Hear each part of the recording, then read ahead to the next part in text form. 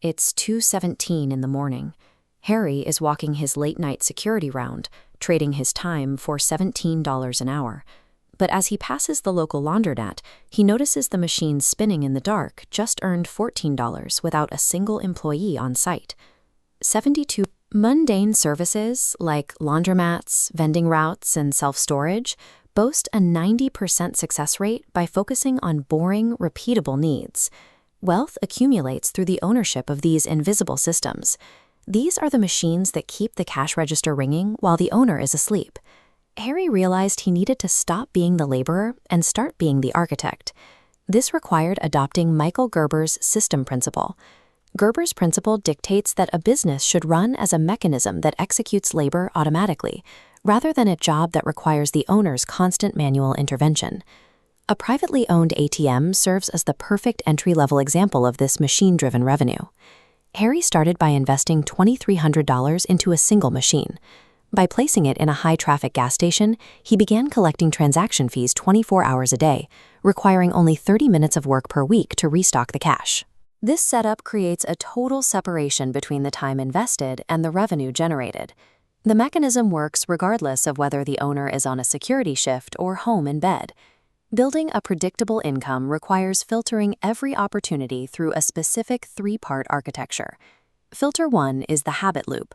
The service must satisfy an automatic, recurring human need. Harry chose a laundromat because dirty clothes are a certainty. Customers return every single week without the need for expensive marketing or clever sales pitches. The second filter is the low-drama transaction. The most stable businesses operate at a price point that avoids emotional friction or deep financial consideration. Small payments for a soda or a wash cycle slide under the emotional radar. This makes the revenue remarkably resilient, as customers continue these habits even during broader economic downturns. Filter 3 is asset control. Over time, the owner must control the physical machinery or the real estate. Harry focused on owning the washers and the vending routes, ensuring that he owned the assets that were producing the cash. When a service passes these three filters, it functions like a predictable economic algorithm rather than a risky business venture. For those starting with limited capital, the first step is the replacement income test. To pass this test, a side hustle must generate half of your current monthly paycheck in under 10 hours of work a week. Harry used high-margin manual labor to reach this goal, eventually stacking $1,300 from his laundromat and $2,400 from his vending route. These active profits provided the capital to move into automated physical assets.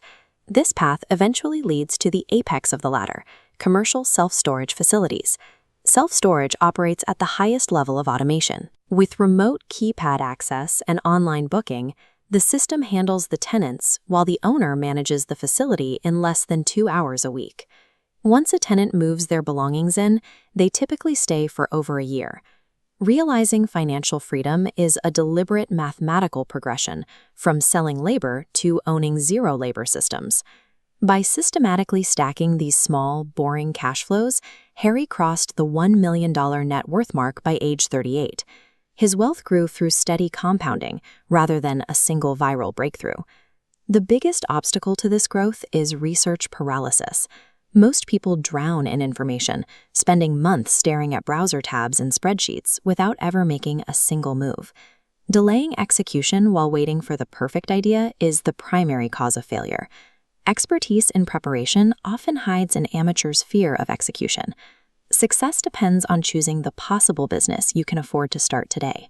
A $3,000 ATM that actually exists is worth more than a $10 million tech dream that never launches. Identify one boring category in your city.